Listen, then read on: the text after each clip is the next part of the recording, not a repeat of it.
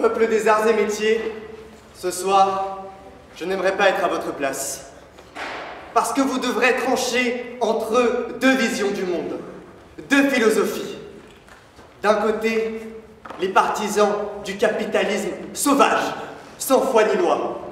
De l'autre, les partisans du partage, du marxisme, des zadistes. Et puis, à partir de là, on a plein de questions. Faut-il travailler plus pour gagner plus?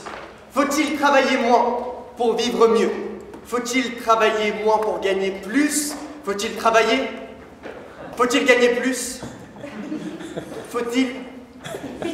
Ah, ce soir, on pose des questions dérangeantes au printemps de l'économie. Et il n'y aura aucun tabou. Ce sont des malades ici. Ils n'ont peur de rien.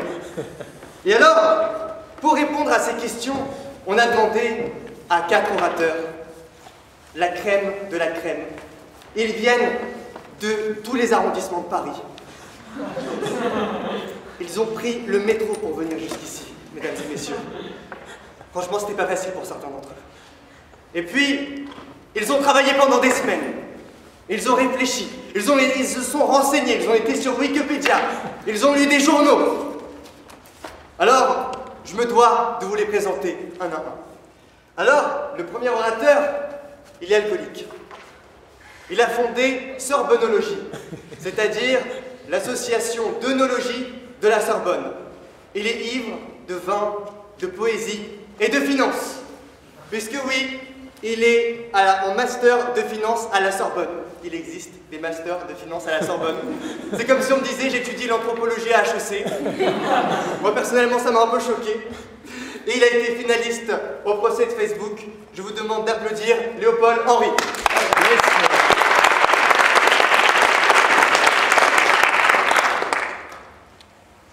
La deuxième oratrice, elle nous vient tout droit de Bretagne. Elle est née le 20 novembre 2018, le jour où elle fut finaliste du concours d'éloquence du CELSA. Et à ce moment-là, je peux vous le dire, a star is born. Depuis, rien ne lui résiste. Elle a gagné le choc CELSA contre SCP avec le prix de la meilleure oratrice. Elle a été 3e au concours de la Croisée des Talents, finaliste au procès de la Friendzone. Je vous demande un tonnerre d'applaudissements pour Julie Morvan.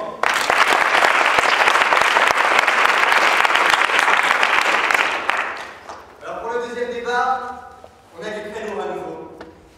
Le troisième orateur, c'est un écrivain, un poète, un rhéteur, un politicien, un opportuniste en d'autres termes. Non, plus sérieusement, ancien président du syndicat étudiant des lycéens, il a écrit l'Alternative lycéenne, il a remporté la Croisée des Talents et se lance maintenant dans la start-up de la parole Trait d'Esprit. Je vous demande d'applaudir Elliot Noël.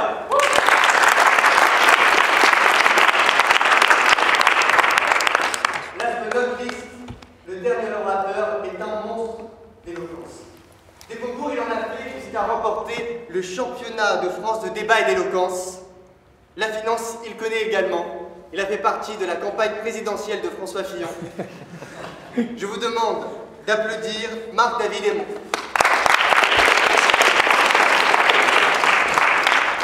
Évidemment, la crème de la crème, nos 3 jurés ici présents.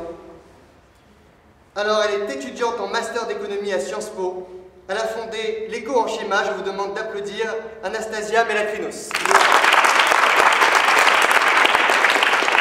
Spécialisé en droit pénal général et des affaires, il travaille au cabinet Vigo. Il a remporté de très nombreux concours d'éloquence. Je vous demande d'applaudir Robin Vincent. Et enfin, économiste et chercheur à la Paris School of Economics. Je vous demande d'applaudir François Fontaine.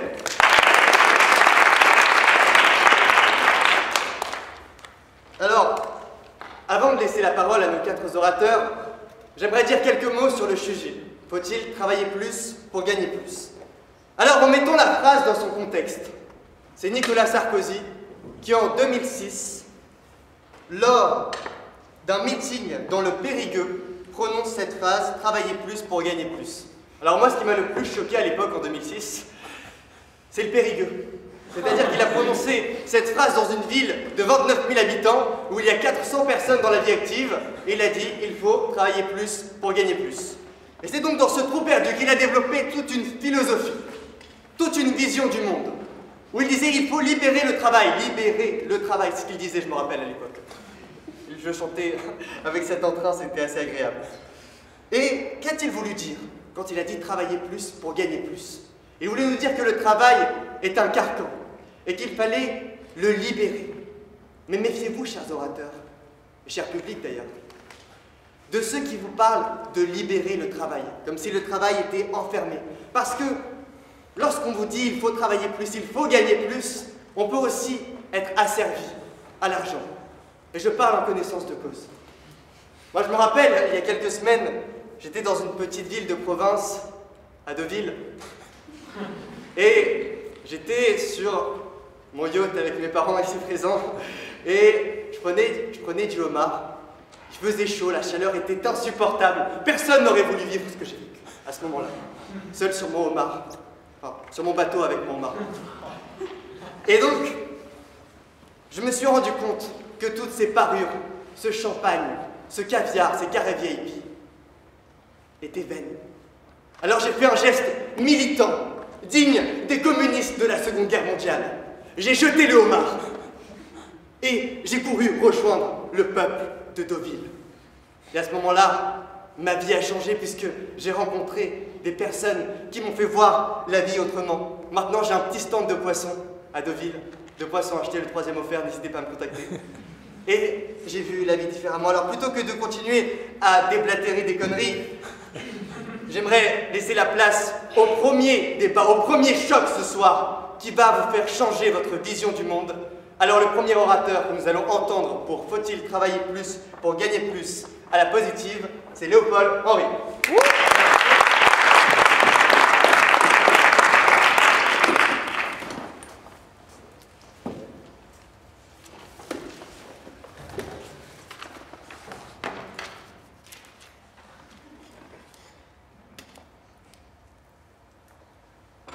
Madame, messieurs membres du jury, chère assemblée, bonsoir. Alors, vous savez, j'ai une petite confession à vous faire ce soir. C'est que j'aime travailler. Oui, c'est un peu bizarre dit comme ça, mais le travail, ça me permet de m'accomplir, de m'épanouir, de me réinventer, de grandir. Alors oui, je n'ai pas peur ce soir devant vous de vous dire, j'aime travailler plus pour gagner plus. On va arrêter de parler de ma vie, mais il faut savoir qu'en France, nos salariés sont plutôt bien. En moyenne, c'est 1514 heures de travail par an pour un individu. Permettez-moi une petite comparaison avec un chiffre, celui de la Corée du Sud, c'est 2014 heures de travail par an. Ce sont les chiffres de l'OCDE. Je ne vais pas vous mentir, si j'ai choisi ce pays, c'est bien pour une raison. Ces 10 dernières années, la Corée du Sud a maintenu, en moyenne, pour son PIB, un taux de 3% de croissance, soit plus du double du taux français sur la même période. Donc la grande mode, apparemment, chez nous, c'est le bien-être de l'employé. Pourquoi pas? Donc selon la logique bien pensante de gauche, un employé qui travaille moins est un employé plus heureux. Reprenons notre petite étude de l'OCDE, justement, cette fois sur la consommation d'antidépresseurs. Donc, d'après le rapport de l'OCDE, de 2015, pour 1000 Français, nous avons une consommation de 49,8 cachets. En Corée du Sud, c'est 20,3. On travaille plus pourtant. Donc travaillez moins pour vivre mieux, ou vous défoncez plus. C'est à vous de voir. La comparaison est un peu brute, mais ces chiffres soulignent une chose importante. Nous n'aurons pas une population plus heureuse par la simple réduction du temps de travail. Nous allons juste les rendre plus fainéants. Nous avons beau être un pays où nos employés sont très productifs, nous gâchons cette chose en réduisant encore et toujours les heures de travail sans prendre en compte la vie des entreprises et des salariés. La France est en pleine mutation économique, je pense que vous le savez. Fini l'heure où nous allons à l'usine tous les matins construire des voitures, notre pays se désindustrialise, et ce n'est pas nouveau. La France, maintenant, c'est le vin, le luxe et les belles femmes. Bonsoir, mesdames. Mais pas que. Parlons un peu du futur de la France. Parlons des nouvelles générations, parlons des startups. Nombre qui augmente, chiffre d'affaires à l'international, hyper croissance. La French Touch n'a pas à rougir. En ce qui s'agit de startups, nous sommes super bons. Mais alors, pourquoi ça fonctionne si bien? Car l'esprit startup est un esprit d'entreprise qui fait son renouveau en France. On est intéressé par le projet de l'entreprise. La motivation peut être financière en ayant des parts dans cette entreprise, mais le projet en lui-même est très porteur de motivation. Si on reprend l'idée de la théorie de la chance de Jensen, les startups réussissent à faire l'exploit de faire du crowding in. Le crowding in, c'est d'allier des motivations financières, mais aussi des motivations personnelles. Si je vous parle de motivation, c'est pour vous faire comprendre que c'est la source principale de la réussite de ces entreprises. Elles se battent pour devenir des licornes. Les licornes, c'est les startups qui valent très cher, qui réussissent très bien. Mais le monde de la startup, ce n'est pas un monde magique qui sauve l'économie en un claquement de doigts. Pourquoi ils réussissent? Parce qu'ils bossent, justement. Alors, la vision du travail est très individualiste à notre époque. On veut favoriser l'employé, qu'il se sente toujours mieux, qu'il travaille moins et qu'il ait des places en gluten à la cantine. Mais, mesdames, messieurs, où est votre esprit de sacrifice? Où est votre esprit d'entreprise? Vous savez, une nation, elle ne prospère pas grâce à des individualités. Une nation, elle existe grâce à l'union d'un peuple pour un projet commun. Et il est de même pour une entreprise, ainsi que notre économie. Nous ne parlons pas seulement d'un gain personnel, mais par le salaire, mais aussi d'un gain commun pour les entreprises en développant mieux et plus vite, et ainsi un gain pour l'économie en général. Si on reprend une autre étude du cabinet EA cette fois, sur 82 startups sondées, ils nous disent que leurs deux plus gros freins sont la difficulté à recruter les talents et le coût du travail. On touche à quelque chose là.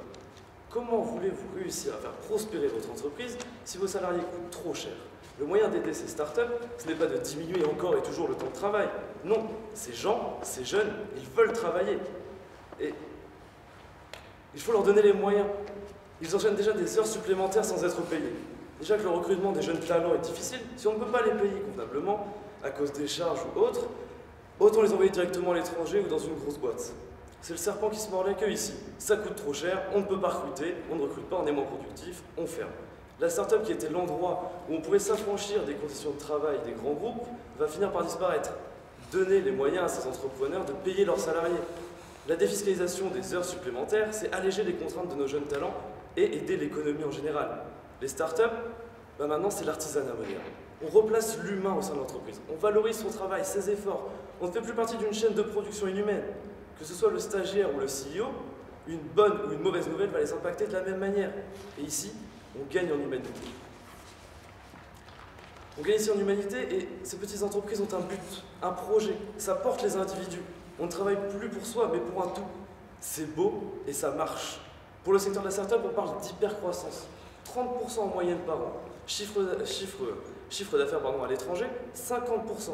Un renouveau international pour notre pays. Bien sûr que cela a un prix. On n'a rien sans rien. Les start-upers travaillent énormément, vont au-delà des 35 heures et passent parfois des nuits au bureau. Mais écoutez, en France, le mythe des 35 heures, il est déjà mort. En moyenne, un Français travaille 36,2 heures, que ce soit directement sur le contrat de travail ou par les heures supplémentaires. Et pourquoi se restreindre à 35 heures? Travailler plus ne veut pas avoir dire des cadences inhumaines. On n'est plus à l'époque de Ford à répéter le même geste toute la journée, des jours et des jours. Maintenant, on est derrière son ordinateur. On peut discuter avec ses collègues, profiter d'une pause cigarette ou d'un baby-foot. Le travail gagne à être plus humain, c'est un lieu où on appartient à quelque chose et où l'on vit. Alors, j'ai un joli petit passage du rapport sur le CICE. Pour ceux qui ne savent pas ce que c'est, le CICE, c'est le crédit d'impôt pour la compétitivité de l'emploi qui a été mis en place sous Hollande et pour voir comment l'État réagit justement à tous ces problèmes d'emploi. Le comité maintient les conclusions avancées dans les précédents rapports et retient un effet net qui serait proche de 100 emplois créés ou sauvegardés, on ne sait pas trop, et qui serait matérialisé sur 2014 et 2015 dans les entreprises les plus exposées au CICE. Le comité tient pour robuste les résultats des équipes qui concluent un effet positif du CICE sur les salaires moyens et la masse salariale. Mais le comité constate que l'existence d'un effet significatif du CICE sur l'investissement demeure difficile à établir sur cette période. Alors, ce que je tenais à vous dire par là, c'est qu'on peut déjà remercier M. Hollande pour ces milliards offerts aux grands groupes, même s'ils n'ont pas été très utiles pour nous et pour les travailleurs. Alors, ce soir, j'aimerais vous dire qu'il faudrait laisser un peu la place aux professionnels. Parce que on voit bien que ces mesures comme les 35 heures ou le CICE, ça n'apporte rien. Alors je sais qu'à Sciences Po et l'ENA, on voit beaucoup de choses, mais on n'en comprend pas beaucoup. Donc laissez les entreprises et les travailleurs décider de leur sort. Ils s'y connaissent justement, c'est leur travail. Défiscaliser les heures de travail, c'est soulager nos entreprises. Plutôt que faire des cadeaux de 33 milliards aux entreprises, eh ben, laissez-nous faire. Enlevez les 35 heures, laissez-nous gérer, et je vous donne ma parole, il y aura des effets cette fois. Recentrons-nous sur l'individu. Travaillons plus, travaillons mieux, et nous tous, la France, nous gagnerons plus.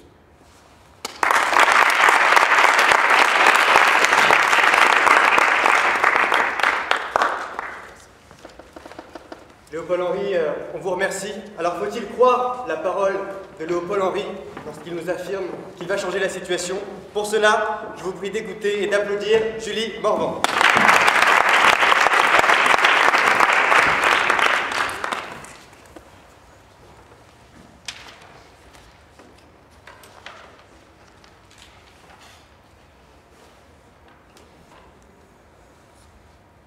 J'aime travailler. C'est beau. J'aime travailler et surtout, j'adore citer l'OCDE. Ça, on l'a bien compris. Alors, moi, je ne vais pas faire ma professeure d'économie, tout d'abord parce que je ne suis pas une économiste. Je viens du CELSA, tout le monde sait que dans cette école, on apprend surtout à étaler et ne jamais rien apprendre. Alors, je ne vais pas faire ma professeure d'économiste ce soir. Ce soir, je vais vous raconter une petite anecdote personnelle. Pendant longtemps, vraiment longtemps, quand j'étais jeune, oui, car aujourd'hui je suis vieille d'expérience, pendant longtemps, j'ai détesté le sport. Mais alors, détesté. C'est-à-dire que j'étais la dernière qu'on choisissait dans les équipes quand on jouait au handball. J'étais celle qu'on traînait pour faire des footings tous les dimanches. Ma mère m'emmenait courir les matins. Je souffrais, je suffoquais. Tout ça pourquoi? Rien. Alors, après j'ai grandi, j'ai mûri, et je me suis dit que ce serait peut-être bien pour ma santé personnelle de quand même me mettre un peu au sport. Alors j'ai innové, je me suis inscrite dans une salle de fitness. La seule de mon village, j'habite loin, j'habite dans le 7-8, représente s'il y en a parmi vous. Et j'ai travaillé. Oui, on peut dire que j'ai poussé à la salle. Alors j'ai suivi tous les comptes Instagram des fitness girls. Hashtag working hard. Alors j'ai working hard, very very hard. Sans voir tout de suite les résultats, j'ai découvert ces instruments de torture, de sculpture du corps, avec grand plaisir. Et quand j'ai vu toutes ces fitness girls qui montraient leurs fesses en faisant des squats, alors que moi, dégoulinante de sueur, je lançais des regards de détresse avant de m'écrouler à quatre pattes, je me suis dit que, merci, je me suis dit que le sport n'était peut-être pas fait pour moi. Et que face à cet appareil de cardio training, j'aurais beau travailler, rester le plus tard possible dans la salle de sport, j'aurais beau acheter des protéines de toutes sortes, bien rentabiliser mon abonnement, je n'aurais jamais réussi à être une sportive de haut niveau. J'ai essayé, j'ai travaillé, et pour l'autant, je n'ai pas beaucoup gagné.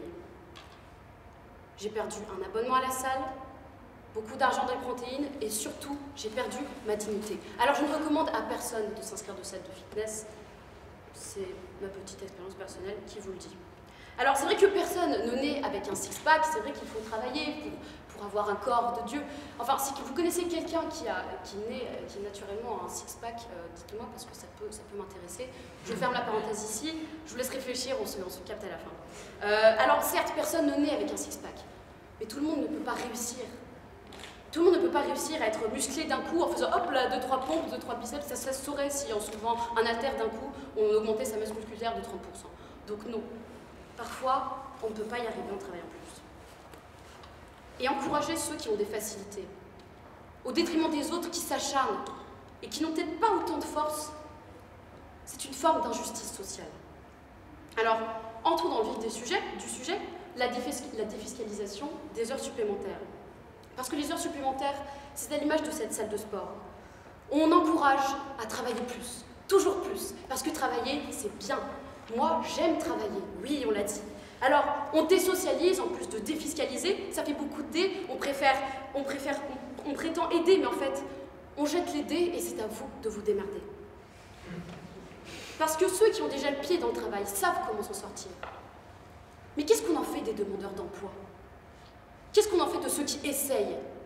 L'important, c'est de participer. Ouais, mais bon, au bout d'un moment, c'est gentil. Mais qu'est-ce qu'on en fait de tout ça? Alors, on l'a compris, l'OCDE, c'est la Bible de Léonard. Moi, je ne vais pas vous citer l'OCDE, je vais vous citer l'OFCE, qui dit que l'exonération des cotisations, donc cette jolie défiscalisation et désocialisation des heures supplémentaires, pourrait entraîner la suppression de 19 000 emplois en 2022. Mais on aime travailler, hein, il n'y a pas de souci, les heures supplémentaires, c'est super, c'est vraiment égalitaire, c'est solidaire, vraiment. Non, bien sûr que non. Ce système est tout sauf égalitaire. C'est une injustice. Alors, puisque je joue à l'économiste, je vais encore vous citer un chiffre. Ça me fait plaisir parce que je sens que les chiffres, ça donne beaucoup d'autorité. Lors de ce dispositif instauré par M. Sarkozy, les heures supplémentaires sont passées en 2007, de 145 millions à en 2011, 190 millions. 190 millions d'heures supplémentaires. Ça a coûté un tout petit chiffre. 4 milliards d'euros par an pour ce dispositif. Alors je ne sais pas vraiment si c'est une excellente idée, parce que 4 milliards, ça fait quand même beaucoup. Donc vous voyez bien que c'est un chiffre, que ce chiffre prouve que ce système n'est pas viable. On fait des heures supplémentaires, c'est super, on a l'impression qu'on travaille plus, mais en réalité on empêche d'autres, les demandeurs d'emploi, d'avoir la chance de travailler. Parce qu'effectivement, travailler c'est bien. Et encore faut-il avoir la possibilité de pouvoir travailler. En réalité, beaucoup ici, aujourd'hui, travaillent plus pour gagner assez. Parce qu'on travaille plus, mais si on travaille plus, c'est surtout pour réussir à joindre les bouts. On est au XXIe siècle, le travail prend des formes encore plus pernicieuses, encore plus informelles. Tous ces statuts auto-entrepreneurs, tous ces Deliveroo, ces Uber, cachent des contrats de travail qui existent réellement. Alors qu'il y a bien un lien de subordination entre l'employeur et l'employé. Mais ça, on le cache. On parle d'associés, on parle de toutes ces choses-là, de tous ces mots qui sont tous sauf les mots d'employeur et d'employé. J'ai connu moi-même les joies de l'URSSAF lorsque j'ai déclaré mon statut auto-entrepreneur.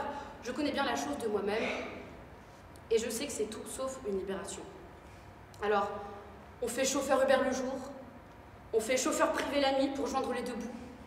On travaille plus, mais on ne gagne pas assez. Avez-vous déjà demandé à un chauffeur Uber combien d'heures il avait travaillé avant de vous prendre? Est-ce que vous avez déjà demandé à un chauffeur Uber combien d'heures il allait travailler après vous avoir déposé votre petit after-work rooftop? Non. Je vois que ça en fait rire certains, ils se reconnaîtront. Pensez à cet employé chez Foodora, ce mec en vélo qui bouscule tout le monde, qui manque de se faire renverser 20 fois dans la journée avec son vélo, qui court à droite à gauche. Il travaille plus, mais qu'est-ce qu'il gagne? À part des énormes crampes au mollet? Rien. Alors c'est un mythe, travailler plus pour gagner plus. On travaille plus parce qu'on n'a pas le choix, parce qu'on ne peut pas faire autrement. On travaille plus parce qu'on ne peut pas joindre les bouts. Alors je vais vous parler d'un sociologue qui est passé au CELSA. Donc CELSA, cette école obscure, vous verrez qu'on a quand même des conférences de sociologues là-bas, de temps en temps, même si on ne travaille pas beaucoup. Et alors c'est Antonio Casilli. Il parle de cette microtâche, de l'existence de la microtâche. La microtâche, c'est cette tâche que l'on fait qui a des intelligences artificielles qui sont payées au centime. On travaille plus et on gagne jusqu'à 0,0006 centimes. Mais comment vous voulez faire votre vie avec ça? Alors j'ajouterai, et je conclurai en disant que travailler plus, c'est peut-être gagner plus pour certains, mais c'est surtout ne pas profiter. Parce qu'on travaille, on passe plus de temps à travailler, mais qu'est-ce qu'on en fait de la vie à côté? Parce que travailler plus, ça a des conséquences. Travailler plus, ça mène au burn-out. Je donnerai un dernier chiffre. Le burn-out est responsable de 60% des arrêts maladie. Et il coûte actuellement de 2 à 3 milliards à l'État. Alors, vous moquiez tout à l'heure en disant qu'aujourd'hui, ce qui est à la mode, c'est le bien-être des employés. Eh bien oui, effectivement. Parce que je préfère privilégier le bien-être d'un employé plutôt qu'il tombe dans la dépression et qu'il ait un burn-out.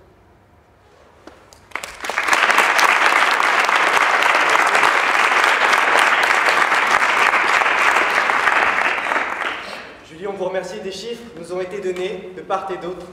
Qui croit? Léopold Henry, vous avez le droit d'interpeller Julie Morgan. Il s'en suivra une joute entre vous deux.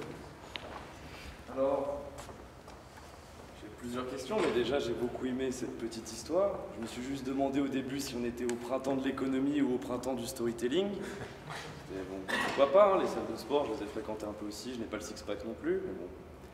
Ensuite, donc je relis mes notes. Oui, donc les heures supplémentaires, ça enlève de l'emploi. Parce que du coup, en fait, comme ils travaillent plus, les gens, du coup, il n'y a pas d'emploi. Mais vous savez, par exemple, si vous avez besoin d'un employé pour 10 heures par semaine, bien sûr, il aura un emploi, hein, il sera dans les chiffres, il ne sera plus compté dans le chômage, mais un CDD de 10 heures par semaine, je ne suis pas sûr que ça vous permette de manger. Et c'est peut-être là tout le problème qui existe, c'est qu'on peut avoir tous ces emplois comme en Allemagne et faire du chômage partiel, sauf qu'on se retrouve avec des gens qui ont 4 emplois différents, et qui n'y arrivent pas à suivre, et qui ne gagnent pas assez. Donc oui, les heures de travail, peut-être que les gens travaillent plus, ça va peut-être enlever des emplois, mais au moins il n'y aura pas d'emplois précaires de cette manière. Et l'autre chose qui m'a pas mal fait, c'est... Donc on ne va pas défiscaliser les heures supplémentaires parce que ça coûte trop cher, ça coûte 4 milliards d'euros. Donc on fait quand même des crédits, enfin on fait quand même des cadeaux fiscaux aux entreprises, comme je disais tout à l'heure, de 33 milliards en 2 ans aux entreprises pour accélérer l'emploi, mais rien n'est fait.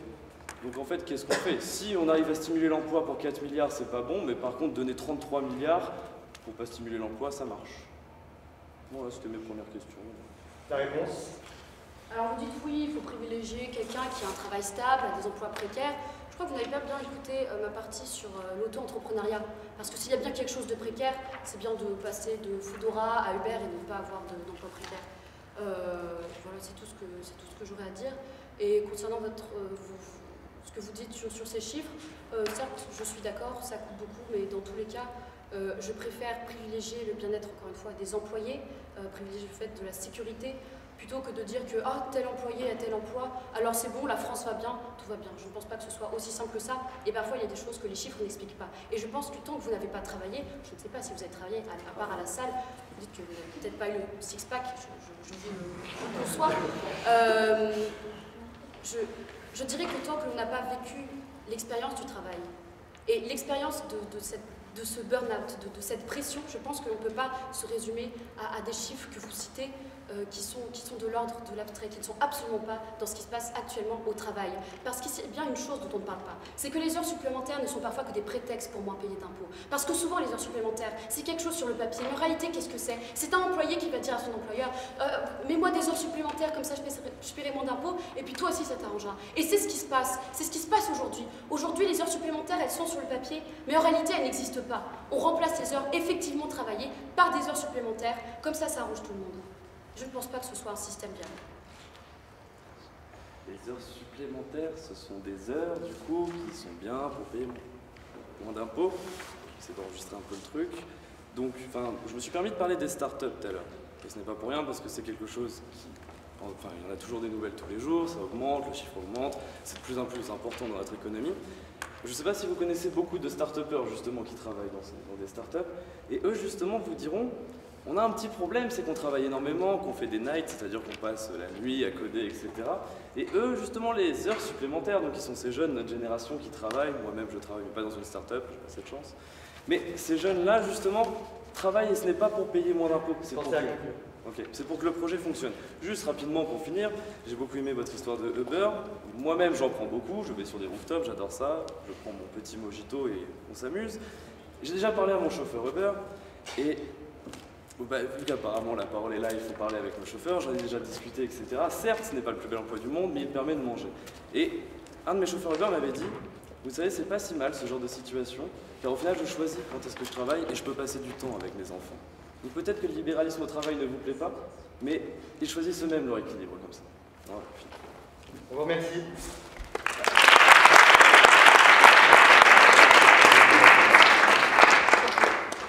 On vous accorde quelques secondes supplémentaires pour répondre.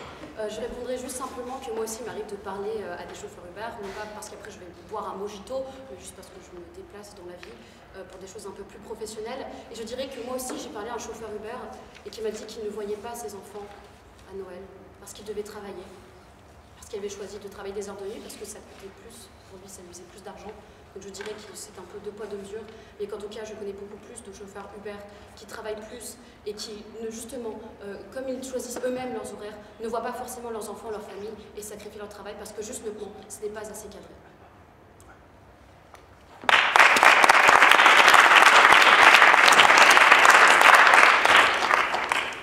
On remercie nos deux premiers orateurs pour ce premier débat. Alors on a eu des chiffres, on a eu de l'émotion, mais là, on va continuer à monter en crescendo puisque pour ce deuxième débat, c'est un autre sujet.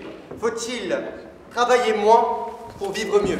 Déjà, je vous laisse quelques secondes pour comprendre ce sujet. Et ensuite, j'appellerai à la négative Marc, David et Mo pour ce premier débat, ce deuxième débat.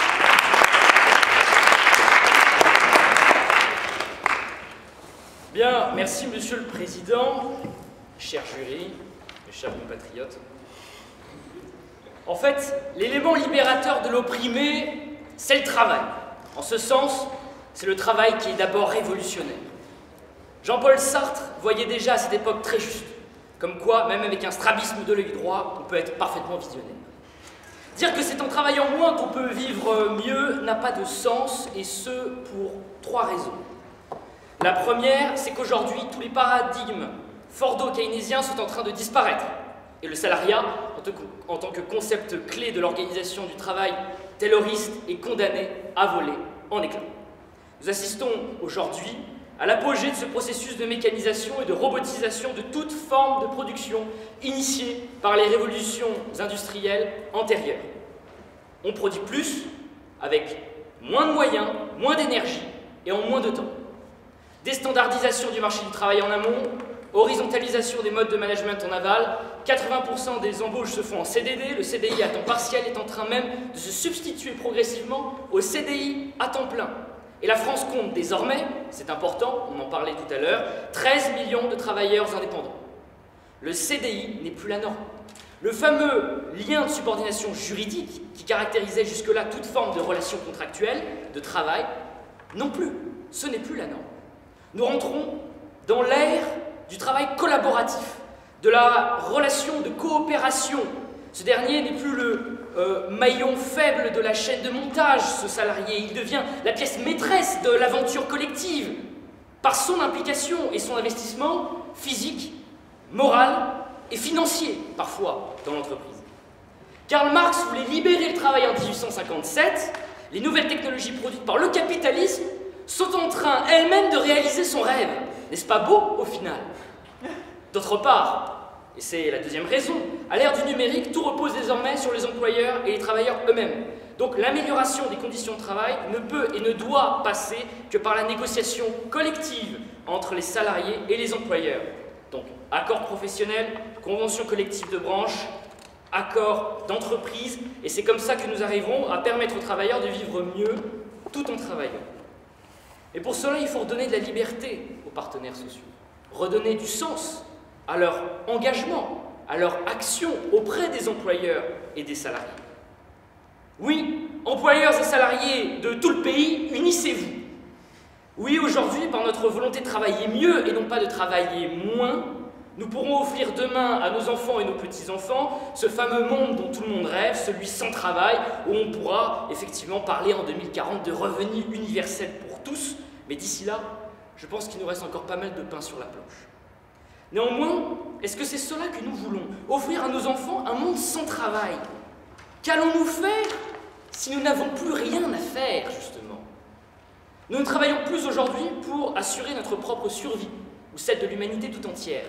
Alors, pourquoi travaillons-nous toujours autant qu'auparavant, si ce n'est plus? Eh bien, l'homme travaille pour 3 raisons. La première, c'est que nous travaillons non pas pour produire les biens dont nous avons besoin, non pas pour leur valeur d'usage, mais pour leur valeur d'échange. Si nous produisons des biens et des services, c'est pour la valeur qu'ils représentent aux yeux des autres et l'utilité qu'ils peuvent procurer. Nous travaillons donc pour l'échange. Or, l'échange, c'est le lien fondamental qui existe dans toutes les sociétés humaines. Produire ce que nous pouvons échanger, c'est produire notre propre utilité pour la société.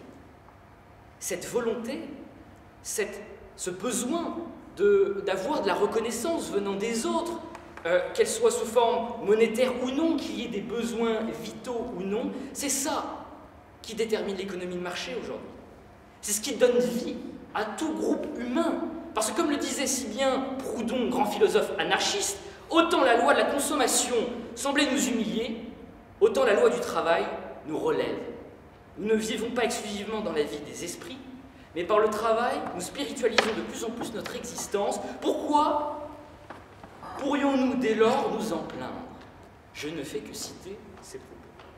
La deuxième raison, elle est justement liée à ce désir de spiritualité. Nous travaillons pour nous occuper l'esprit, pour fuir l'oisiveté, le repos de toutes ces choses que l'on appelle de tous nos vœux au quotidien, mais qui nous effraient, qui nous rendent foncièrement malheureux. Nous avons besoin de nous occuper pour fuir notre misérable condition humaine, nos faiblesses, notre médiocrité au quotidien. Pascal disait dans ses pensées: j'ai souvent pensé que les malheurs des hommes viennent du fait de ne pas savoir demeurer un quart d'heure au repos dans une chambre. Quand j'y ai regardé de plus près, disait-il, j'ai vu que ce malheur vient d'une cause réelle et véritable, celle que lorsqu'on est au repos, rien ne peut nous prévenir de penser à nous-mêmes. Tout se joue là. C'est pour cela que nous aimons tant les professions qui demandent du temps et qui consomment toute notre énergie. C'est pour ça que nous aimons les grands emplois, les métiers à grande responsabilité. C'est pour cela, mon cher contradicteur, que vous aimerez faire de la politique plus tard. Parce qu'effectivement, lorsqu'on aime être roi, lorsqu'on aime exercer de grands emplois comme vous, faire de la politique, c'est l'occasion parfaite d'être entouré de gens qui veulent vous trouver le plus de soucis possible, le plus de problèmes à résoudre possible. N'est-ce pas ? Là, une invention formidable qu'est le travail, de se divertir en pensant pouvoir peut-être aider les autres, alors qu'au final, la plupart du temps, ils n'aident pas beaucoup autrui. La troisième et dernière raison, c'est que le travail nous permet de conquérir notre propre liberté. En travaillant, nous produisons plus que ce dont nous avons besoin. Et en laissant l'imagination créer plus que ce qu'il nous faut, l'homme s'accomplit, l'homme se réalise, l'homme vient exercer pleinement sa liberté, celle d'aller au-delà de ce que la nature lui ordonne de faire pour sa survie. L'homme libre, c'est celui qui s'affranchit de ses propres besoins vitaux en offrant le fruit de son travail aux autres. Travailler, c'est s'accomplir. L'homme ne veut pas seulement survivre, il veut vivre. Le travail humanise l'homme parce qu'il nous relie chacun aux autres. Il relie chaque membre du corps social. Antoine de Saint-Exupéry disait dans Terre des Hommes, la grandeur d'un métier est peut-être avant tout d'unir des hommes. Il n'est qu'un luxe véritable, et c'est celui des relations humaines. Alors, pour ces trois raisons que j'évoquais, le travail ne disparaîtra jamais, et aucun gouvernement ne pourra tenter de diminuer ou de faire disparaître ce travail, parce que travailler, c'est vivre. Travailler, c'est être libre. Ainsi, mes chers compatriotes, j'en terminerai par là. Toutes celles et ceux qui veulent réformer le travail, réformer le temps de travail de manière arbitraire, en diminuant, en quantifiant inutilement ou futilement l'essence même de nos sociétés de progrès, le sens même de chacune de nos existences, à toutes ces personnes qui pensent qu'il faut diminuer le temps de travail, que c'est comme ça que l'on va améliorer les conditions de travail, je vous répondrai par cette citation d'Antoine de Saint-Exupéry. Vous avez la montre, nous avons le temps. Il ne sert à rien de vouloir réformer tout par la montre, parce que l'homme qui travaille, lui, a le temps de vivre mieux.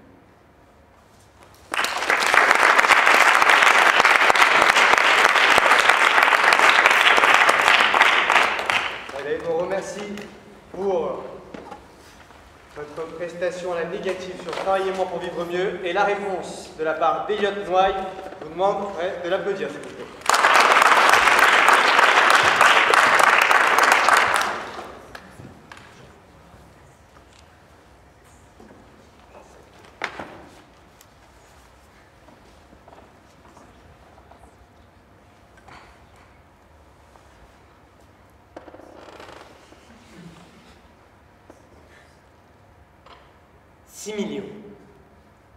C'est le nombre de chômeurs qui font 0 heure déclarée en France. 9 millions. C'est le nombre de personnes qui vivent sous le seuil de pauvreté à moins de 800 € par mois. 87%. C'est le nombre d'embauches en CDD en 2015 d'après la DARES. Et on voudrait nous faire croire qu'il n'y a pas de problème de partage du travail dans ce pays. Le paradoxe est visible.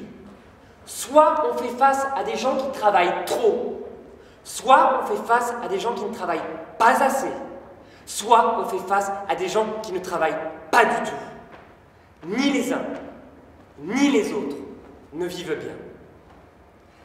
La technique, elle, s'est améliorée pourtant au fil des décennies grâce à notre génie commun, grâce au génie, au talent humain, qui souhaitait s'affranchir des tâches répétitives, des tâches laborieuses, des tâches pénibles.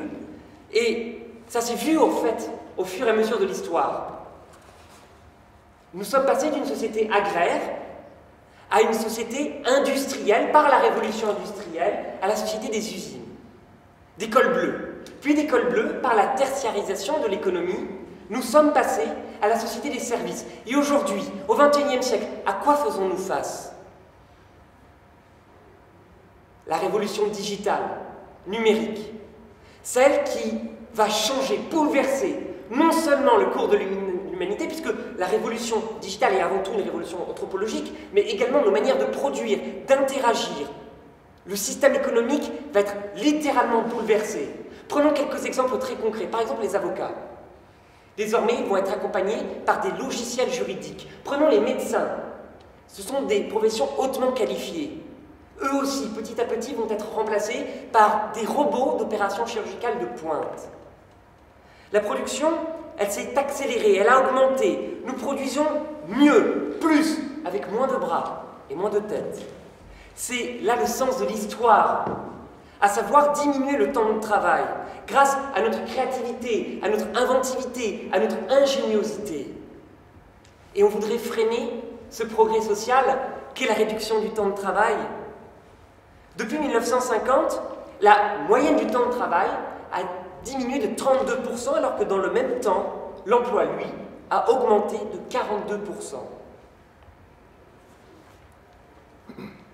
C'est ce sur quoi vraiment je voudrais insister. Lorsque Marc David nous explique que, en quelque sorte, le travail serait l'utilité, c'est ce qu'on nous a fait croire. Le travail est avant tout une construction sociale, politique et historique. Et d'ailleurs, souvent, on nous oppose à celles et ceux qui expliquent qu'il faudrait réduire le temps de travail pour vivre mieux, mais avant tout pour travailler tous, que c'est impossible, parce que ça plomberait la croissance. Mais anéantissons immédiatement le mythe de la croissance. En 1980, le PIB s'élevait à 500 milliards d'euros. En 2012, il était de 2000 milliards d'euros, ce qui représente une croissance de 400%. La production de richesse a été multipliée par 4. Savez-vous, dans le même temps, par combien, lui, a été multiplié le chômage? Par 3. Donc oui, on continue à produire plus, à produire plus, à produire plus de chômage, en effet. Et une blague d'économiste, attention, on parle de blague d'économiste, explique que, justement, si vous veniez à vous marier avec votre homme de ménage ou votre mécanicienne, eh bien, que se passerait-il? Vous plomberiez l'économie. Vous seriez un frein pour la production du pays. On comprend bien toute l'absurdité de la croissance économique. Travailler moins a une utilité fondamentale, à savoir, cela permet de développer toute son humanité. Travailler moins, c'est dégager du temps pour soi, pour se cultiver, que ce soit pour aller au cinéma, au musée, pour se rendre dans ces événements que nous occupons là aujourd'hui. Pourquoi y a-t-il si peu de personnes?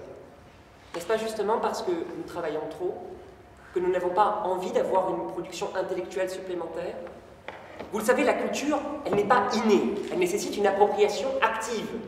Elle implique donc un effort, d'une certaine manière, un travail. Parce que figurez-vous, Marc David, que le travail, c'est pas seulement l'emploi. Vous l'avez confondu, monsieur. Le travail, c'est par exemple produire intellectuellement. Quand vous dansez, quand vous faites du sport, ce que nous faisons là actuellement, c'est du travail. Mais donc, rassurez-vous, vous n'aurez pas à travailler 24 heures sur 24, 7 jours sur 7 pour être épanoui. Vous pouvez réfléchir, vous pouvez lire, vous pouvez débattre. Vous travaillez aussi, Marc David. Se cultiver, c'est développer donc toute son humanité, c'est ce que doit faire l'homme s'il veut travailler moins pour pouvoir se cultiver. Parce que là où il vous expliquait que le travail, en quelque sorte, ça permettait de s'occuper, qu'on spiritualise notre existence par le travail, mais pas du tout. Le travail est la meilleure des polices. C'est pas de moi, c'est de Nietzsche. Pourquoi? Parce que quand vous travaillez, vous n'avez pas d'activité réflexive ou intellectuelle. Vous travaillez, vous êtes concentré dans votre ouvrage. Et donc, en travaillant et en rendant ce facteur indispensable dans la société pour l'individu, qu'est-ce qui se passe? On encourage quoi? On encourage le sacrifice des travailleurs. La société passe à côté d'un potentiel de créativité immense.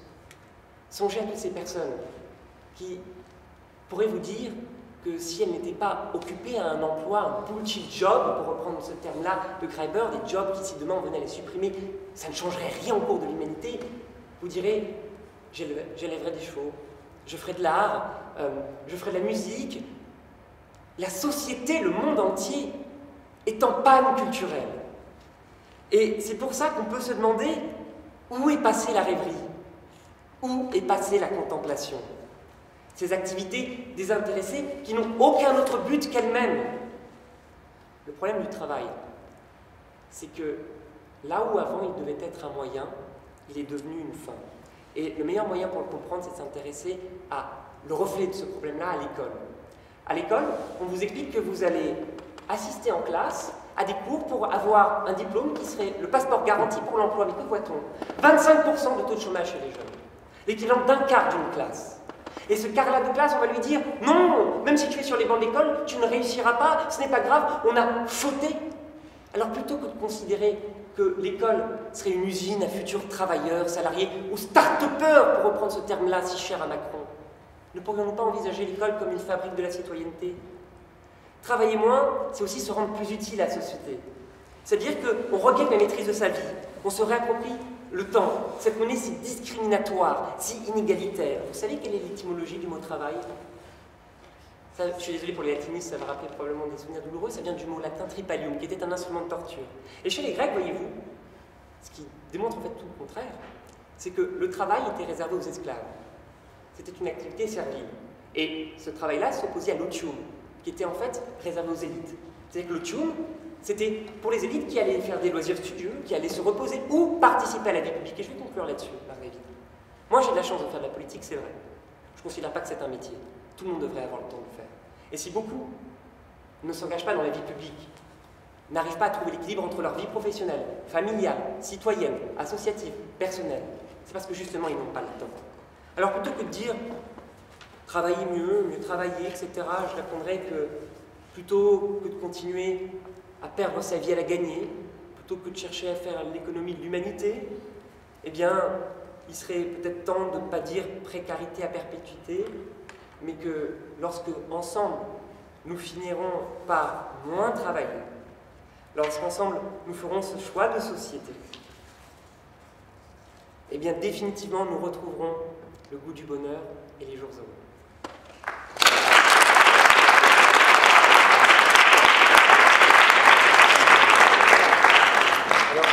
Peuple des arts et métiers, nous avons de la chance. Nous venons de vivre 2 meetings politiques à la suite. Et nous allons revivre ce soir un débat qui n'a pas eu lieu.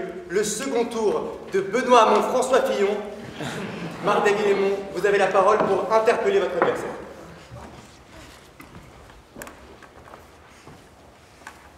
Bien, merci Monsieur le Président, merci cher Elliot pour ces propos.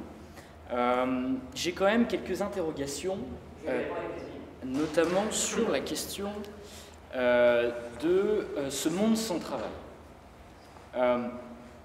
En fait, ta conception, à savoir celle de on va diminuer le travail dès maintenant, le temps de travail dès maintenant, parce que ça s'impose à nous, parce qu'il faut se réapproprier la culture, parce qu'il faut moins travailler pour pouvoir s'intéresser à d'autres choses. J'espère ne pas être trop éloigné du cœur de ta pensée.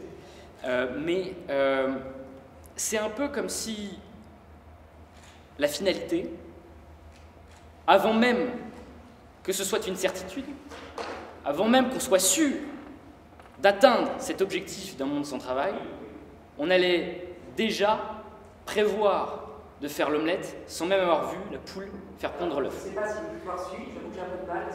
C'est, en fait, en économie, vous avez dû voir très souvent beaucoup de problèmes se ramener à cette question de est-ce que c'était l'œuf qui était avant la poule ou est-ce que c'était la poule qui était avant l'œuf. Dans beaucoup... J'ai pas encore posé ma question, donc je vais finir. Donc ma question est de savoir, est-ce qu'au final, on n'atteindrait pas ce monde sans travail, justement en travaillant beaucoup plus aujourd'hui, avec ce progrès technique qui, lui, sera capable de nous apporter ce monde sans travail. Mais ce progrès technique, il demande de la part de chacun d'entre nous beaucoup plus de travail qu'on ne le pense. Alors, 2 choses l'une. La première, c'est qu'il faut encore une fois bien distinguer le travail de l'emploi. C'est-à-dire qu'effectivement, on risque de se diriger vers un monde où il y aura de moins en moins d'emplois, c'est vrai. Mais le problème, c'est que, pour reprendre les termes de Dominique Méda, il y a un enchantement autour de la sphère du travail qui vient parasiter toutes les autres sphères.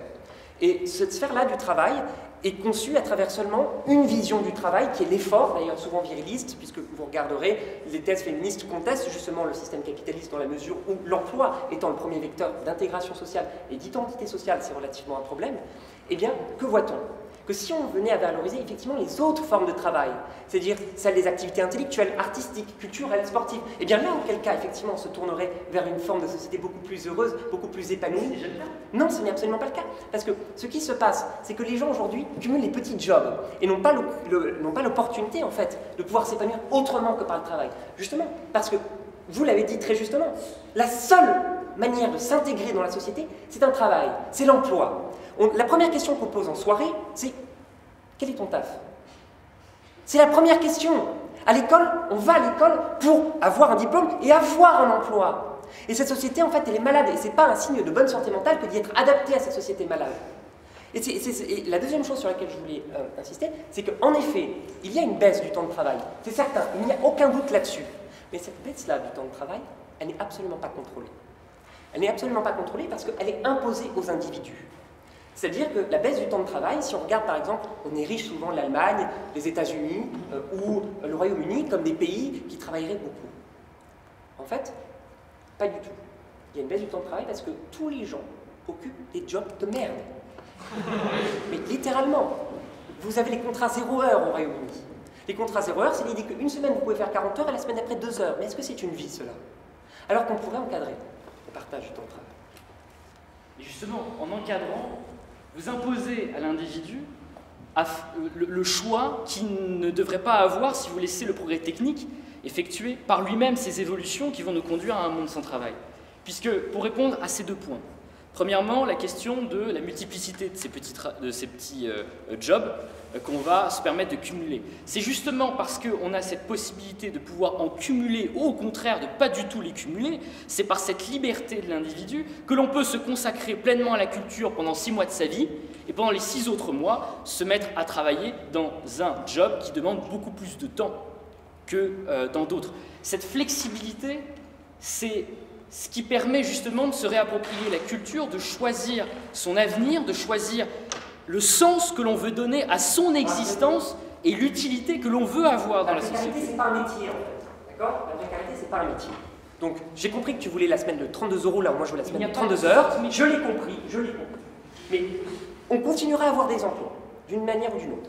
La question, c'est comment est-ce qu'on arrive à encadrer le fait que ces autres formes de travail puissent être aussi contributives à la société et à l'identité sociale des individus. Et je vais te donner un exemple. Tu dis que ce n'est pas bien d'encadrer. Les 35 heures. Tu sais la création d'emplois que ça a permis? Tu sais la création d'emplois? 300 000 emplois. Tu es capable de me citer une seule réforme depuis 1970 qui a permis autant de création d'emplois? Est-ce que là maintenant tu es capable de me citer une réforme? En dehors de la loi Aubry 1, la loi Aubry 2 et de la loi de Robien. Les deux lois dont tu parles ont créé, grâce à la conjoncture, ces emplois, mais ce n'est pas la réforme en elle-même qui l'a permis. Ce ne sont pas des réformes structurelles, c'est des réformes de conjoncture. Alors, et les effets n'ont pas du tout été aussi bénéfiques sur le long terme. Alors, tu le sais très bien. Je vous demanderai à chacun de conclure. Le coût des 35 heures est évalué à 2,5 milliards d'euros compte tenu des cotisations versées par les nouveaux emplois et des économies réalisées au sein de l'assurance chômage. Donc c'est-à-dire qu'on a payé 2,5 milliards d'euros et que ça a rapporté, les recettes fiscales, 3,7 milliards d'euros. C'est du court terme. Non, non, pas du tout. Ces emplois-là ont été considérés comme les emplois qui ont été les plus durables. Pourquoi? Parce qu'on ne peut pas considérer que les créations d'emplois sont dues à la croissance économique, comme tu le dis, tout simplement parce que si on regarde, ça n'a pas été le cas lors de la reprise des années 1980. C'est-à-dire que la loi Aubry 1 est des années 1996-1997, la loi Aubry 2 est des années 2000. Okay, la loi Aubry 2, je te le concède, a certaines erreurs. Par exemple, le fait qu'elle n'est plus conditionnée à de la création d'emplois. Mais si on regarde la loi de Robien, ça se passe comment? C'est extrêmement simple. On dit aux entreprises d'une manière incitative. Vous avez le droit de créer des emplois. Vous avez le droit de créer des emplois. Ce n'est pas une obligation. Et on vous exonère de 10% par exemple de charges patronales, je vais employer tes termes, comme ça tu seras content. De charges patronales. Qu'est-ce qui s'est passé? Des grands groupes ont devrait parler de cotisation sociale, salaire différé. Je parle dans ton langage pour que tu me comprennes, donc charges patronales. Je conclue juste, Florie Michon, Maminova sont passés à la semaine de 4 jours. Les petites entreprises, elles ont créé 200 emplois. Ces entreprises n'ont jamais créé autant d'emplois que pendant cette période-là des 35 heures et de la semaine de 4 jours avec la loi de Robien et la loi Aubry. Bien justement, c'est cette fameuse loi Aubry dont on paye encore aujourd'hui certains prix. Parce que ce sont des réformes qui ont eu lieu dans une vue de court terme. C'est justement ça que l'on peut reprocher d'une manière générale à beaucoup de gouvernements, aussi bien de gauche que de droite d'ailleurs, pendant les 30 dernières années. C'est cette vision extrêmement court-termiste de « il va falloir créer de l'emploi dans les 5 prochaines années le plus rapidement possible pour que le prochain gouvernement puisse quand même voir les fruits de son travail, de son fameux travail qu'il aura fait en début de quinquennat ou de septennat ». En réalité, cette vision, elle ne peut être reproduite. Pour les startups, c'est-à-dire pour l'avenir même de notre économie, pas seulement de nos acteurs, pas seulement de nos entreprises, mais d'un modèle économique dans son entièreté, il faut faire le choix de cette liberté contractuelle donnée, négociée entre les acteurs eux-mêmes, sans que ce soit supervisé, contrôlé, encadré par l'État. C'est comme ça que vous tuez toute la créativité d'un pays. C'est comme ça que vous tuez le code du travail. Votez Martin Simon pour avoir des préméditations sur le code du travail. On va les applaudir, s'il vous plaît.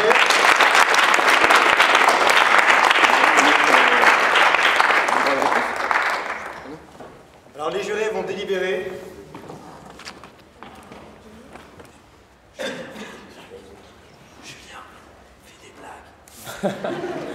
Alors, puisqu'on me demande de faire des blagues, je suis ici pour ça. Moi, j'aurais voulu parler d'économie, mais malheureusement, je n'en ai pas les capacités. Mais j'ai envie de vous faire réagir, vous. Est-ce qu'il y a eu des moments qui vous ont touché, des moments qui vous ont fait réfléchir parmi la prise de parole de nos 4 orateurs, que ce soit de l'ordre émotionnel, économique? Est-ce que vous avez des réactions? On voit qu'on a un public interactif. Non, personne. Vous n'avez pas été choqué. Ah, allez-y. Le premier orateur, alors celui avec une barbe, je me souviens. Léopold Henry. L'alcoolique. D'accord, c'est pas ça ce que je voulais dire, c'était en fait, vous avez, d'ailleurs c'était le cas aussi de votre orateur de mon point de vue, vous avez défendu une vision du travail comme si on était au 23e siècle et qu'il n'y avait plus aucun travail pénible. Or, moi j'ai un père qui a passé 20 ans à travailler dans un centre d'appel. Hein. C'est pas le Moyen-Âge, c'est les années 90 et 2000. Et ça veut dire téléphoner, dire une phrase, faire des choses pour aider la personne qui vous téléphone, et raccrocher, et quelques secondes après, on vous retéléphone, et ça dure comme ça toute la journée. Donc moi je pense que votre vision, aussi idéaliste qu'elle soit, ne correspond pas à la réalité du monde du travail aujourd'hui, et ce qui sera encore un petit peu un certain temps, c'est-à-dire qu'il va être pénible, même en dehors du formalisme classique.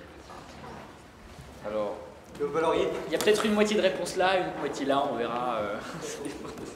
Alors, il faut savoir que je n'avais que 7 minutes, que je ne pouvais pas traiter l'économie française dans sa globalité.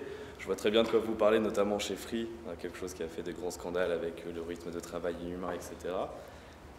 C'est compliqué de tout traiter en 7 minutes. J'ai un point de vue à défendre qui était celui du travailler plus pour gagner plus. Donc c'est toujours assez compliqué d'aborder ce genre de points, ça aurait desservi la chose d'une certaine manière. La personne en face de moi aurait pu justement utiliser ce genre de choses pour me contredire, mais je n'allais pas dire bah écoutez, en France, il y a des gens qui travaillent trop, et c'est une réalité, il y a des gens qui travaillent trop, qui ont des cadences inhumaines, donc travaillons moins. Donc je ne pouvais pas vraiment aller vers ce point de vue-là, mais c'est des métiers qui petit à petit disparaissent de plus en plus, il y en a de moins en moins. Donc peut-être que oui, je peux comprendre que ça, du coup, ça puisse vous toucher vis-à-vis de votre histoire, qu'on ne parle pas de ce genre de travail, parce que c'est vrai qu'ils ont leur part dans notre économie, hein, ils existent. Mais voilà, comme je vous dis, ça aurait déjà pas mal desservi ma cause, on ne va pas se mentir, mais que ce n'était pas le but. Et que voilà, que je ne sais pas quoi vous dire plus. Une autre partie de réponse qui me semble importante, c'est que effectivement, c'est une période dans les années 80 où on avait le modèle économique au sens le plus classique, le plus caricatural du terme, à savoir la grande firme avec beaucoup de hiérarchie, avec verticalité au maximum et avec le petit employé qui est en fin de chaîne. C'est absolument pas ça, c'est encore le cas aujourd'hui comme ça. Ouais, mais c'est en train de changer, c'est-à-dire que là, dans le débat, ça a été anticipé, beaucoup d'évolutions ont été anticipées, mais par la négociation collective et notamment lorsqu'il y a des accords, même pas d'entreprise, c'est-à-dire c'est pas Free qui va faire un accord au sein de Free, c'est même au sein même de certaines installations, de certains services où ils vont faire des accords à une toute petite échelle, donc c'est-à-dire des accords qui vont concerner moins de 50 salariés, parce que leurs services ne vont pas dépasser par exemple 50 salariés. L'antenne téléphonique en question peut être sujet à une négociation extrêmement limitée, à un accord extrêmement limité.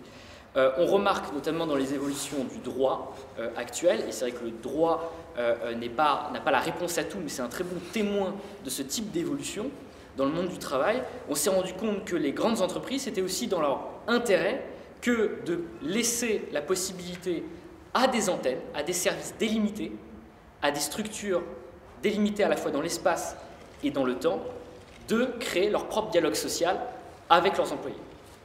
Ça dépend des entreprises à l'autre. La seule chose que l'on peut faire, et c'est la manière la plus utile de contribuer bénéfiquement à l'amélioration des conditions de travail, c'est de pointer du doigt les entreprises qui utilisent la négociation au profit de leurs salariés et dire « mais pourquoi vous ne faites pas pareil ?» Dire aux mauvais élèves, entre guillemets, dont fait peut-être partie l'entreprise qui a été mentionnée, eh bien de opter pour un nouveau modèle de management totalement horizontal, et ces modèles, ils sont extrêmement nombreux aujourd'hui. Voilà. Très bien, merci. On va applaudir le soleil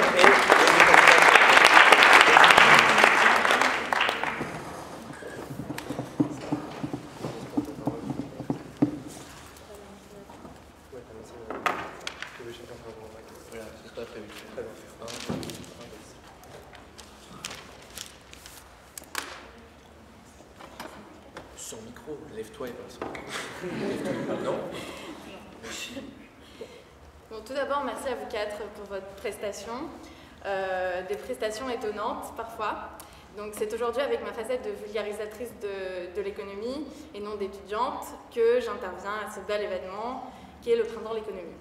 Donc bref, la question que nos quatre étudiants se sont posées aujourd'hui lors de leur belle prestation est travailler plus pour gagner plus. Donc, mais effectivement, ça a été posé sous différentes formes. En effet, ce slogan cache une idée reçue plus macroéconomique que microéconomique. Et la face microéconomique, effectivement, a été le plus mise en avant lors de ces 4 discours, à mon avis. Qu'on oublie souvent, mais qu'à ma plus grande joie, Elliott a mis en avant. Donc, travailler plus pour gagner plus, c'est quoi? C'est travailler plus pour gagner plus de croissance. Donc la production réelle est ce qui fonde le PIB, et Elliott, effectivement, l'a mis en avant en mettant en avant notamment les limites du PIB. Donc, si l'on travaille plus, c'est Thérèse Paribus, on augmente, comme par magie, la croissance. Mais l'économie est au fond plus complexe que ça. Regardons les faits. Que se passe-t-il effectivement dans les pays où on travaille effectivement plus qu'en France? Donc un bon point souligné par Leopold. Donc la richesse créée dans un pays dépend à la fois de la qualité et de la quantité de travail qu'il mobilise. Cette dernière étant mesurée par un indicateur clé en économie qui est la productivité. La productivité horaire, pour être plus précise. Donc que Leopold a mis soin de mettre en avant, a pris soin de mettre en avant. Donc si on résume tout cela, plus de travail c'est plus de richesse, plus de productivité c'est plus de richesse. Travailler plus longtemps, c'est plus de richesse, mais à la fois, c'est moins d'emplois. Donc, tous les cas, vous avez donc opposé en quelque sorte le travailler plus et le travailler tous. Donc, qui travaille plus dans les faits, dans les données, c'est par exemple la Grèce, l'Italie, le Portugal, entre autres, qui comptabilisent plus de 2000 heures de travail par an avec un taux d'emploi de 55%, parce que c'est effectivement le taux d'emploi qu'il faut regarder.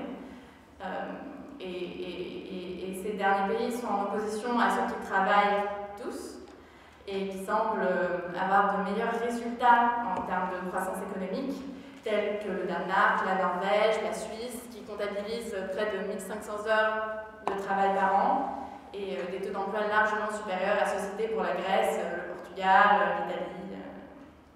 Donc voilà. Donc tous ces éléments économiques détruisent en quelque sorte ce slogan présidentiel de Nicolas Sarkozy, mais aussi utilisé par Macron plus récemment. Bref, si on recontextualise donc cette question, il faudrait prendre en compte un élément qui a été mis en avant par certains d'entre vous, et qui me semble centrale aujourd'hui, et qui est la transformation de l'emploi et du travail face à l'émergence de l'intelligence artificielle, de la numérisation, digitalisation, on l'appelle comme on veut. Mais en réalité, si on regarde les chiffres, encore une fois, des chiffres encore plus nombreux de ceux qui ont été cités tout à l'heure, donc moins de 10% des emplois sont réellement menacés par le numérique. Donc est-ce que le numérique est un défi pour l'emploi? Peut-être pas. Donc plutôt que de demander à ceux qui ont déjà un emploi de travailler plus, ne faudrait-il pas se préoccuper d'abord de ceux qui n'en ont pas, en se fixant comme objectif central de travailler tous? Donc, et ça, c'est, comme je l'ai dit tout à l'heure, un objectif que vous avez tous mis en avant. Donc, je conclurai donc par une problématique plus large, qui est travailler plus, travailler tous, et travailler mieux pour gagner plus, qui, à mon avis, a le mieux été mise en avant par Léopold et Elliott, mais je laisse les autres jurys dire leur avis.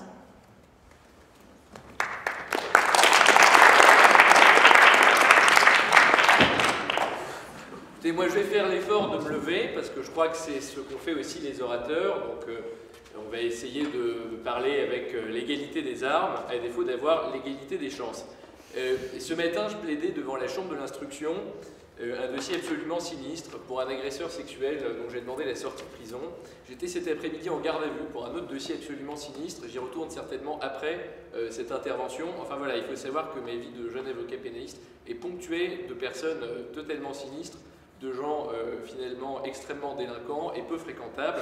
Et en réalité, qu'en voyant les 4 orateurs de ce soir, j'ai un peu retrouvé le même profil criminologique que parmi les délinquants qui font la clientèle de mon cabinet. Voilà, je tenais à faire cette précision préliminaire avant de faire quelques remarques sur chacun d'entre vous, toujours avec ce prisme criminologique, parce que je pense que c'est ce qui vous réunit tous et toutes ce soir, c'est finalement cette appétence pour la chose pénale, cette volonté finalement de passer quelques jours en prison. Enfin voilà, je crois qu'on a trouvé vraiment le dénominateur commun des 4 orateurs en cette volonté d'être dangereux pour les sociétés. Léopold Henry, bon, bah, évidemment vous m'avez fait extrêmement peur, déjà vous portez le même nom que Patrick Henry et ça ne peut pas du tout être une coïncidence. Léopold Henry, en fait, vous n'avez pas froid aux yeux, vous aimez parler de ce que vous ne connaissez pas, puisqu'en réalité vous êtes étudiant à la Sorbonne et vous nous parlez de travail. Voilà, bon, déjà, mais c'est pas grave, c'est un peu comme un vegan qui parlerait d'une entrecôte, ou finalement un gilet jaune qui parlerait de mode, c'est pas grave, il ne faut pas avoir froid aux yeux. Dans la vie, il faut de l'audace, vous en avez montré beaucoup dans votre discours, vous nous avez dit des choses vraiment lourdes de sens. Les Français travaillent beaucoup, les impôts coûtent cher. Monsieur Hollande n'a pas été très visionnaire. Oui, c'est un propos. Alors, c'est un propos finalement tellement visionnaire que ça m'a inspiré un jeu que j'aimerais vous suggérer à vous tous. J'aimerais que l'on joue ensemble. Ça s'appelle Ribéry, Nadine Morano ou Léopold Henry. Voilà, je vous explique le... Non mais vraiment, c'est extrêmement simple, c'est trivial, vous allez voir, vous allez comprendre. Je vous propose une citation et vous me dites si à votre sens, elle est de Ribéry, Nadine Morano ou Léopold Henry. Voilà, je pense que vous avez compris les règles, c'était pas très compliqué. Bon. Alors... La roue tourne, va tourner. Ribéry, c'est vrai. J'ai un ami start-upper qui travaille dans une start-up. Léopold Henry, d'accord? Je ne suis pas raciste, j'ai un ami noir. Non, Léopold Henry. Bon. Donc Léopold Henry, merci pour ce discours lourd de sens, vraiment. J'ai aimé la densité du propos, j'ai aimé la prise de risque, vraiment, c'était fort. Julie Morvan, à votre tour. Donc vous, Julie, vous, clairement, vous êtes une esthète, vous êtes dans la poésie. Vous commencez en disant « je me suis mis au sport, j'ai été submergé de transpiration ». Bon, poésie. Vous êtes aussi dans les références littéraires classiques, vous êtes une immense baudelairienne, puisque vous nous dites « personne ne naît avec un six-pack ». Je crois que c'est un alexandrin de Verlaine, enfin je suis pas vraiment sûr. C'est peut-être également dans Les Fleurs du Mal, je crois qu'il l'a piqué à Baudelaire. Enfin bref, j'ai saisi la référence sans vraiment... Enfin, vous êtes tellement élitiste que je ne savais même plus dans quelle grande œuvre classique on parlait du six-pack. Vous êtes également dans le lyrisme absolu. La rime croisée n'a aucun secret pour vous. Quand vous nous dites les heures supplémentaires, c'est pas égalitaire. Voilà, on est face... Non mais, parce qu'en réalité, on est quand même face à 4 personnes qui ont des talents exceptionnels. Il y a peut-être le prochain concours dans cette salle, c'est Julie Morvan. Alors bah, évidemment, ça mérite quelques révérences. Vous avez la mienne, c'était vraiment, enfin, sur le plan littéraire, très très fort, ce que vous avez dit. Je tenais à vous en remercier. Vous avez une belle voix, hein, il faut le dire, mais vous êtes un peu monocorde, c'est un peu dommage. Vous dites à peu près tout avec le même ton, c'est-à-dire que vous êtes capable de nous dire le travail c'est mal, François Hollande a fait de bonnes réformes, ma maman est morte. Vous voyez, toujours avec cette même voix un peu... Bon, je pense que ça mériterait un peu de souffle. À un moment, vous nous avez dit que vous alliez parfois en soirée sur des rooftops. Je me suis demandé si finalement ce ton monocorde ne cachait pas l'envie pour vous de sauter de ce rooftop. Voilà, non, mais là encore, hein, parce que je pense que pour être un grand littéraire, il faut être un littéraire torturé. Vous avez d'évidentes qualités, votre livre croisé sur le six-pack, j'en suis encore ému. Voilà, donc peut-être que vous avez en vous finalement la gêne suicidaire de tous les grands... Enfin, je sais pas, je soumets ça encore à l'appréciation hein, du tribunal. Vous avez finalement fait un discours haletant, de haute volée. Vous avez une violence qui a montré son point d'orgue pendant la joute, puisque à un moment, votre contradicteur a dit « je ne vais pas à la salle », et la violence, littérature, tout qui se mélange, et vous lui dites « ça se voit ». Le type n'a pas de six-pack, était cassé, et encore une ride croisée, et j'en ai rien à foutre parce que je suis extrêmement littéraire. Ouais, c'était ça, et bien félicitations, je pense qu'on peut applaudir cet immense, immense plume. Comme Marguerite Duras ou comme Madame Morvan, où je n'écrirai point. Voilà, c'est tout. Alors, ensuite, Marc David Aymon. Bon, bah, lui, effectivement, le type, il est de droite, il n'y a aucun doute. Déjà, il porte une cravate à pois, bon, c'est un choix. Hein. Il n'aime pas les salariés, on a compris. Il porte certainement un caleçon aux couleurs du MEDEF, il part en vacances à la Baule, il vote François Fillon. Il a pris le métro. Mais en première classe, paraît-il. En termes de profil criminologique, vous voyez, ça c'est ce que j'appellerais le délinquant en col blanc, finalement. Vous voyez, c'est un peu le Madoff du discours, le Kerviel de l'éloquence, le Bernard Tapie de la prise de parole en public. Mais il fait ça assez bien. Alors moi, je dois vous dire, et là je me permets simplement une petite parenthèse sérieuse, que j'ai trouvé beaucoup de talent. Alors j'avais déjà vu Marc David, on m'invite parfois à d'autres soirées d'éloquence, donc j'ai déjà entendu ce type, et franchement, à chaque fois, c'est un régal. Et là, dans cette soirée qui était un peu différente, où les thèmes étaient un peu plus sérieux, et je dois l'avouer, par peut-être les discours un peu plus ennuyeux, son style détonnait, c'est vrai, c'était un peu moins académique que les autres, mais moi j'ai beaucoup aimé. Et je tenais voilà, à vous le dire, j'ai pas beaucoup plus de blagues ou d'observations à vous faire sur Marc David, parce que finalement, c'est quelqu'un que j'ai déjà vu et revu. Donc ce serait finalement que du réchauffé, et ce serait finalement faire honte à la qualité du public que de faire des blagues réchauffées, donc je ne me permettrai pas. J'en viens immédiatement à Elliot Noailles. Alors, Elliot Noailles, ce qui est fabuleux, c'est que le type, c'est déjà le baron noir. Le mec, il a 22 ans, et c'est l'ancien président d'un syndicat. Vous voyez, ça c'est quand même... Enfin, je veux dire, on est dans une soirée un peu bizarre. Il est 21h, on va parler d'économie, tout le monde s'endort. Il y a une dame d'un certain âge, j'ai vu qu'elle était à deux doigts de la WC. Enfin, moi, j'ai fait 2 TS, tentative de suicide pendant la soirée, sur le rooftop avec madame. Enfin, c'est terrible. On est dans un truc quand même un peu spécial. Donc il faut reconnaître le talent quand il en reste. Et ce monsieur, d'être le baron noir de cette soirée, finalement marque quand même une forme d'exception. Alors, il sait flatter son public, hein, il sait surtout flatter son jury, puisqu'il dit d'un jury dans lequel il y a un avocat, les avocats vont être remplacés par le logiciel juridique. Oui, voilà, nous, c'est connu, on est de simples exécutants, finalement un ordinateur va nous remplacer ou une Game Boy, enfin c'est facile. Vous savez, nous, c'est vraiment la même chose que, en réalité, ceux qui étaient les pompistes à la pompe à essence avant, il suffira d'un progrès technologique et paf, on est au chômage, mais tant mieux parce que finalement le revenu universel, avec vos impôts, ça m'irait très bien. Bon, vous nous parlez du mythe de la croissance. Et je crois que le mythe, finalement, c'est votre croissance, parce que vous attendez encore de votre crise de puberté, bon, peu importe. Alors, vous nous dites que le travail, c'est pas seulement l'emploi, oui, c'est vrai. Vous nous dites que c'est également la lecture et la réflexion. Oui, c'est vrai. J'ai déjà entendu cette théorie, elle est faite de l'UMA, il me semble, hein, je crois. Vous nous dites, si je devais en faire la synthèse, vous faites la critique du travail comme si c'était la seule source de reconnaissance sociale, comme si c'était le seul but, comme si finalement l'école nous menait vers le travail, toute la société nous menait vers le travail, et que le diktat et la pression de l'autre, la violence de l'autre, nous menait vers le travail, et que c'était l'unique but, l'unique forme de reconnaissance, et vous le contestez. Moi j'ai envie de vous dire que vous avez raison, c'est l'unique but. C'est vrai, c'est juste, moi par exemple je suis avocat, j'étais avocat à 21 ans, j'ai fait que bosser.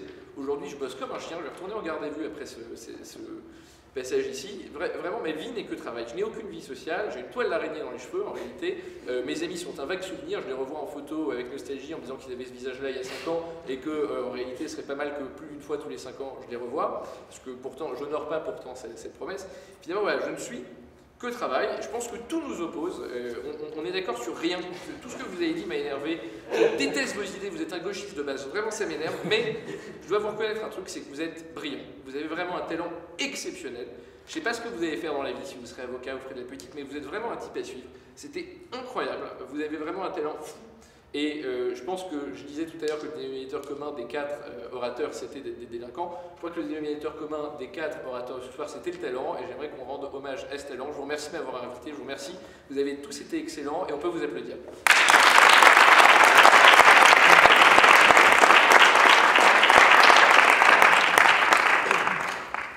Bon, donc j'aurais dû parler après, enfin avant monsieur, je pense que ça aurait été plus... Un économiste après un avocat, c'est toujours un petit peu difficile. Donc moi je vais faire aucune parole. D'accord.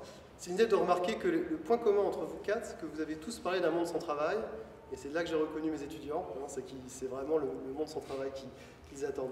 Moi j'ai parlé un petit peu plus sérieusement un peu de cette histoire de travailler plus pour gagner plus et voir un peu qu'est-ce qu'on sait, est-ce qu'on sait quelque chose là-dessus, c'est-à-dire, est-ce que cette mesure qui a été mise en place en 2007, on a des évaluations.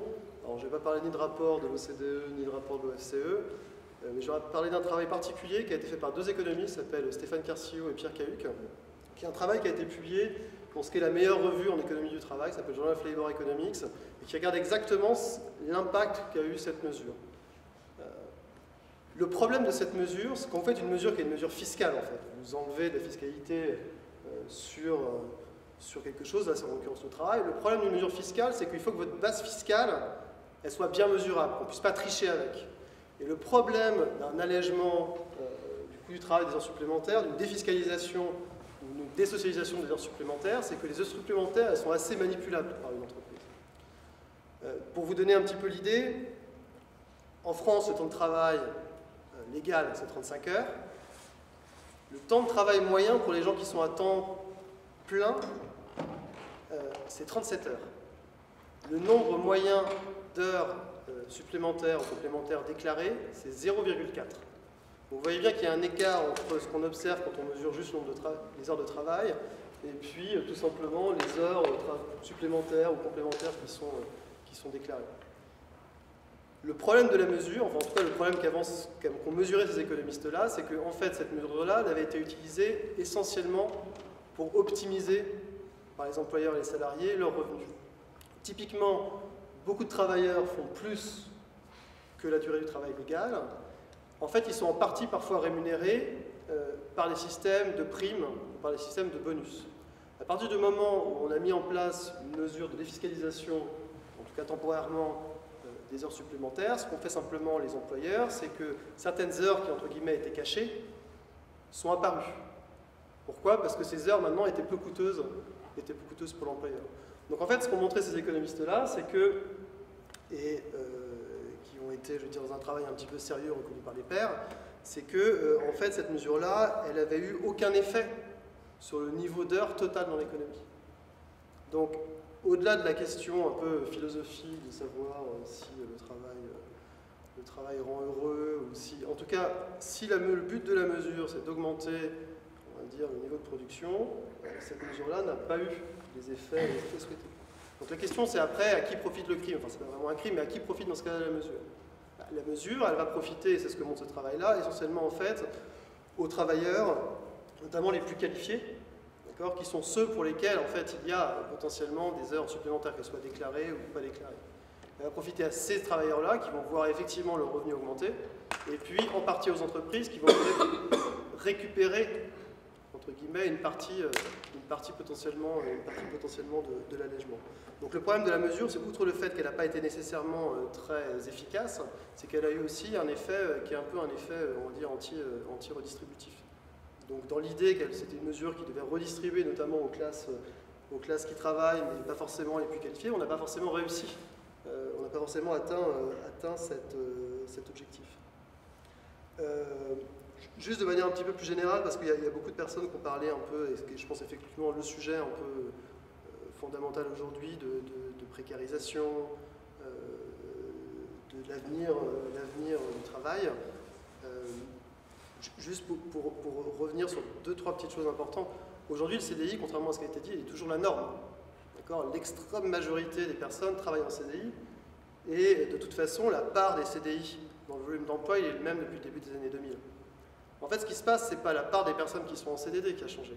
Ce qui a changé, c'est que les gens qui sont en CDD, ils voient leur durée d'emploi, enfin leur durée de contrat, se raccourcir de plus en plus et de plus en plus.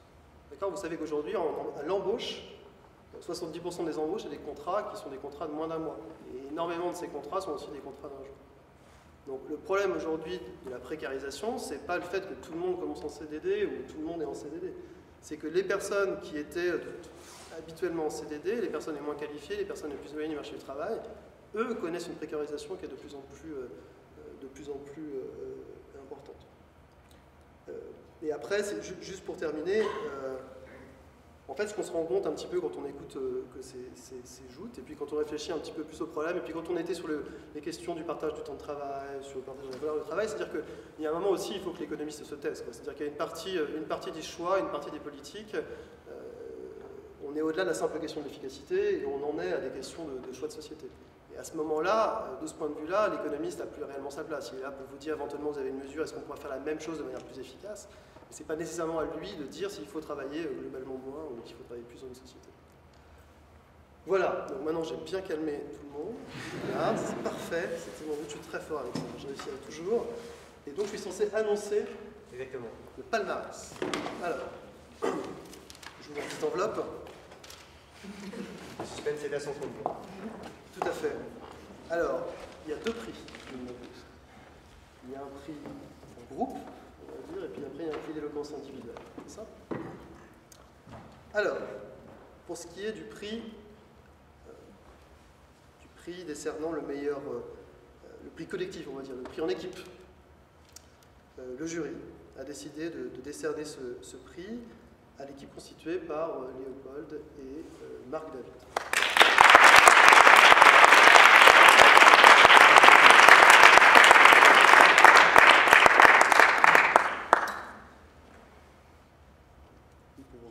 Remercier leur papa, leur maman, leurs enseignants, tout ça, après s'ils souhaitent. Pour ce qui est du prix d'éloquence individuelle, on a décidé de le décerner à monsieur, à Elliot, voilà, avec toutes les...